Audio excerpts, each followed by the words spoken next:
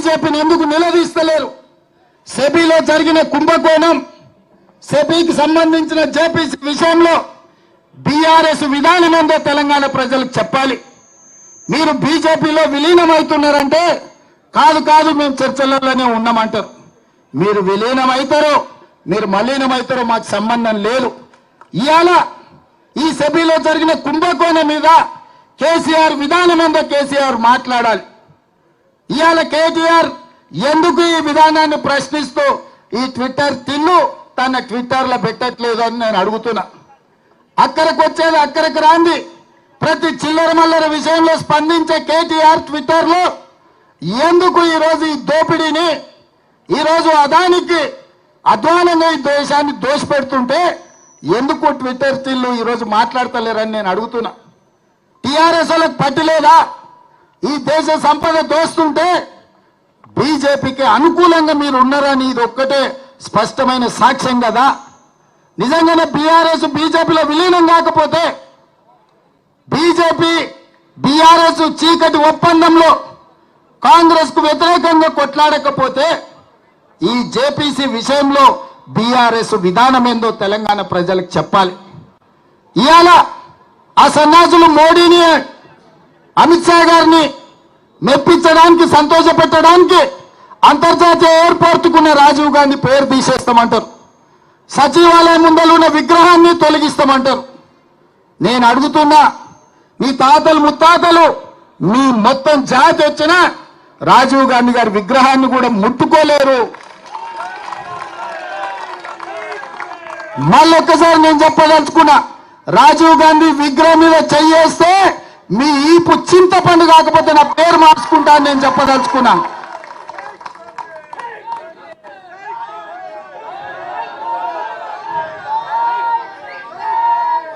ఆసామాసిగా అల్లా తప్పగా అక్కడ ఎవరో ఆ విగ్రహం పెడుతున్నారని మీరు అనుకుంటున్నారేమో. మేమే పెట్టినాం. ఒక పక్కన అమరవీరుల స్తూపం, ఇంకొక పక్కన తెలంగాణకు పరిపాలన అందించే సచివాలయం, ఆ మధ్యలో రాజీవ్ గాంధీ విగ్రహం. లక్షలాది మంది దేశం యొక్క స్వతంత్రం కోసం, ఈ దేశ సంపదను కాపాడే ప్రతి యువతకు ఆదర్శంగా ఉండే వ్యక్తి రాజీవ్ గాంధీ. అందుకే వారి విగ్రహాన్ని అక్కడ పెట్టుకున్నాం. నక్లెస్ రోడ్డు మీదకి వచ్చే లక్షలాది మంది రాజీవ్ గాంధీ గారిని చూసి, వారి విగ్రహాన్ని చూసి స్ఫూర్తి పొందాలి. వారి విధానాలు తెలంగాణ రాష్ట్రానికి స్ఫూర్తినివ్వాలి. తెలంగాణ రాష్ట్రం అభివృద్ధి పదం వైపు నడపాలి అన్నది మా ఆలోచన. అటు పక్కన అంబేద్కర్ విగ్రహం, ఇటు పక్కన ఇందిరాగాంధీ గారి విగ్రహం, ఇంకొక పక్కన పివి నరసింహారావు గారి విగ్రహం. లేని విగ్రహం వల్ల రాజీవ్ గాంధీదే. అందుకే ఈ లక్షలాది మంది కాంగ్రెస్ పార్టీ కార్యకర్తల ఆలోచనలో భాగంగా మా ప్రభుత్వం, మా మంత్రివర్గం అక్కడ రాజీవ్ గాంధీ గారి విగ్రహం పెట్టినాం. ఎవడు తొలగిస్తాడో రావాలి, తారీఖు చెప్పాలి అని చెప్పి నేను చెప్పదలుచుకున్నా.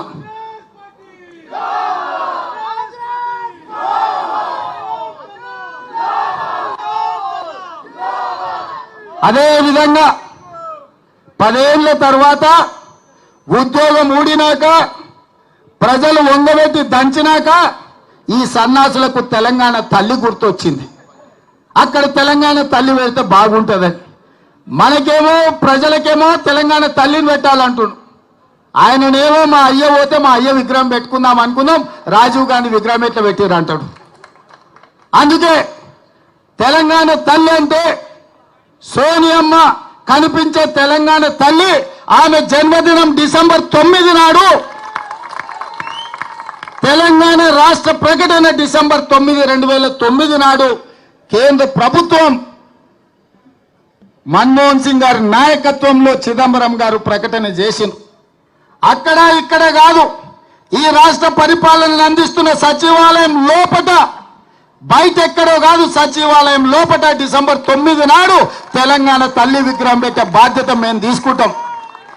ఈ సన్నాసులు 10 ఏళ్ళ అధికారంలో ఉన్న తెలంగాణ తల్లి విగ్రహం పెట్టలే. 10 నెలల లోపలనే తెలంగాణ తల్లి విగ్రహాన్ని పెట్టి ఆ తెలంగాణ తల్లికి నిజమైన వారసులమని నిరూపించుకునే బాధ్యత ప్రతి కాంగ్రెస్ పార్టీ కార్యకర్తదని నేను చెప్పదలుచుకున్నా. అందుకే మిత్రులారా, ఇవాళ మనం రైతు రుణమాఫీ చేస్తే రైతులను రెచ్చగొట్టాలని వాళ్ళ కార్యకర్తలు రైతుల ముసుగులో ధర్నాలు చేస్తారు. నేను ఒక్కటే మాట చెప్పదలుచుకున్నా, ఏ రైతుకు రుణం రాకపోయినా, రుణం మాఫీ కాకపోయినా, ఏ రైతుకు ఏ సమస్య ఉన్నా ప్రతి కలెక్టర్ కార్యాలయంలో అధికారులను కౌంటర్ వేసి కూర్చోబెట్టి మీ సమస్యలు అక్కడ చెప్పుకోండి, వాటిని పరిష్కరించి మీకు రుణమాఫీ చేస్తామని చెప్పినాం. ఆల్రెడీ మా ఆర్థిక మంత్రి బట్టి విక్రమార్క గారు నేను 18,000 కోట్ల రూపాయలు వ్యవసాయ శాఖ ఖాతాలో వేసినాం.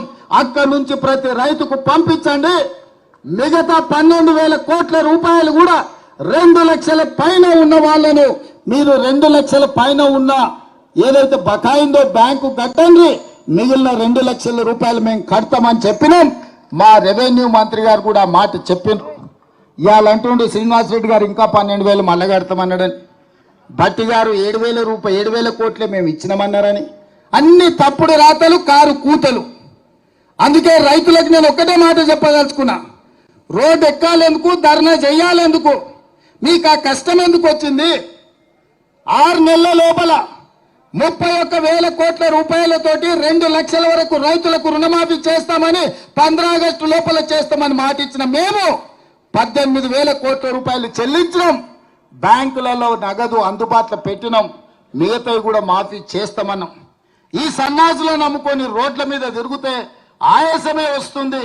మీకు ఏదైనా సమస్య ఉంటే కలెక్టర్లను కలవండి, వ్యవసాయ శాఖ అధికారులను కలవండి. ఈ ప్రభుత్వం ఉన్నదే మీకోసం. ఈ ప్రభుత్వం మీ సమస్యలను పరిష్కరించడానికి ఉన్నది. ఈ ప్రభుత్వం ప్రజాపాలనది. ప్రజలకు అందుబాటులో ఉన్నాం. పొద్దున్న లేస్తే వేలాది మందిని మేమందరం కలుస్తున్నాం. నేను అడుగుతున్న ఇవాళ తెలంగాణ సమాజాన్ని, ఎన్నడైనా 6 నెలలకు ఒక్కసారైనా కేసీఆర్ ముఖం చూసినారా? ఫామ్ హౌస్లో బోర్లో వండుకునేటోడు ఇవాళ రోజుకు 18 గంటలు నేను మా మంత్రులు గ్రామాలు తిరుగుతూనే ఉన్నాం కదా, వచ్చిన వాళ్ళ కలుస్తూనే ఉన్నాం కదా, మీ సమస్యలు వింటూనే ఉన్నాం కదా, మీ సమస్యలు పరిష్కరిస్తూనే ఉన్నాం కదా.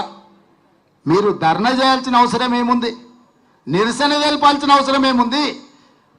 ప్రభుత్వం విననప్పుడు, ప్రభుత్వం మీ మాట ఏం జరుగుతుందో కనుక్కోనప్పుడు మీరు నిరసన తెలపొచ్చు, ధర్నా చేయొచ్చు, రాస్తా రోకో చేయొచ్చు. కానీ ప్రభుత్వమే మీ దగ్గర ఉండి ప్రభుత్వం వింటున్నప్పుడు, ప్రజాపాలన జరుగుతున్నప్పుడు, ప్రజాభవన్లో ప్రజల సమస్యల్ని వారంలో 2 రోజులు మా అధికారులు, మా చిన్నారెడ్డి గారు తీసుకుంటున్నప్పుడు మీకెందుకు కష్టం రైతులారా అని నేను చెప్తున్నా. అందుకే 10 ఏళ్ళు మిమ్మల్ని దోసుక తిన్నారు. కాకులాక గద్దలాక మీ రక్త మాంసాలను పీల్చి పిప్పి వేసిన ఈ సన్నాసులు మళ్ళీ ముసుగులో దొంగలు ముసుగేసుకొని ఇవాళ మళ్ళా మీ దగ్గరకు వచ్చి మభ్య పెట్టాలని చూస్తారు. ఈ దోపిడీ దొంగలే కదా ఈ 10 ఏళ్ళు మిమ్మల్ని దోసుకున్నది.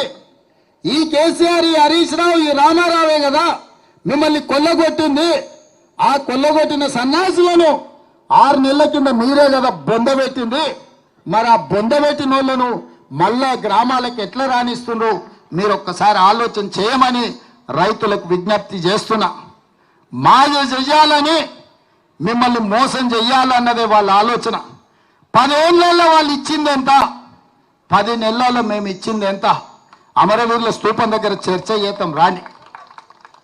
రాజీనామా చేయాల్సి వస్తుందని తాటి సెట్టు లెక్క పెరిగిండు కానీ ఆయన పారిపోయి ఇవాళ కొత్త మాటలు చెప్తుండు.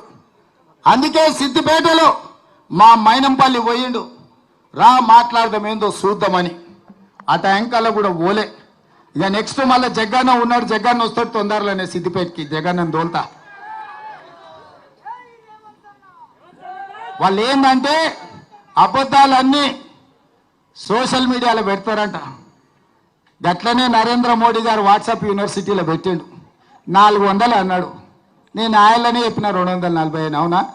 ఒక్క సీట్ అని ఎక్కువ వచ్చిందా? సరిగ్గా గంతే వచ్చింది.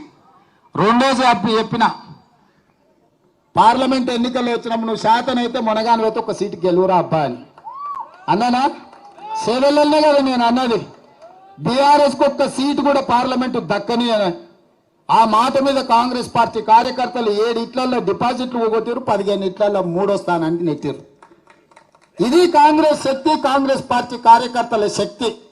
అందుకే ఈరోజు మీకు వచ్చేసారి ఆ 39లో 9 కూడా మిగిలవని చెప్పి నా సన్యాసులకు చెప్పదలుచుకున్నా.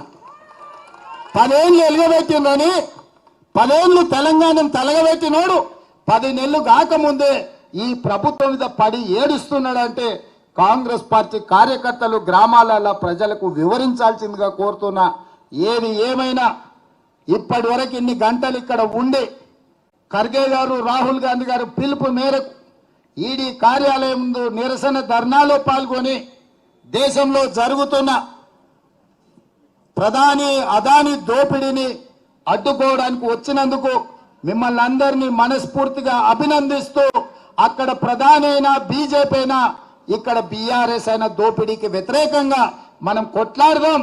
కార్యకర్తలందరూ అప్రమత్తంగా ఉండండి. మేమందరం అందుబాటులో ఉంటాం. మన అందరం కాంగ్రెస్ పార్టీ కార్యకర్తలం, కాంగ్రెస్ కుటుంబం మీ అందరికి అండగా నిలబడి ఈ కార్యక్రమాలను ముందుకు తీసుకెళ్దామని తెలియజేస్తూ మీ అందరి దగ్గర సెలవు తీసుకుంటున్న మిత్రులారా, జై కాంగ్రెస్, జై జై కాంగ్రెస్.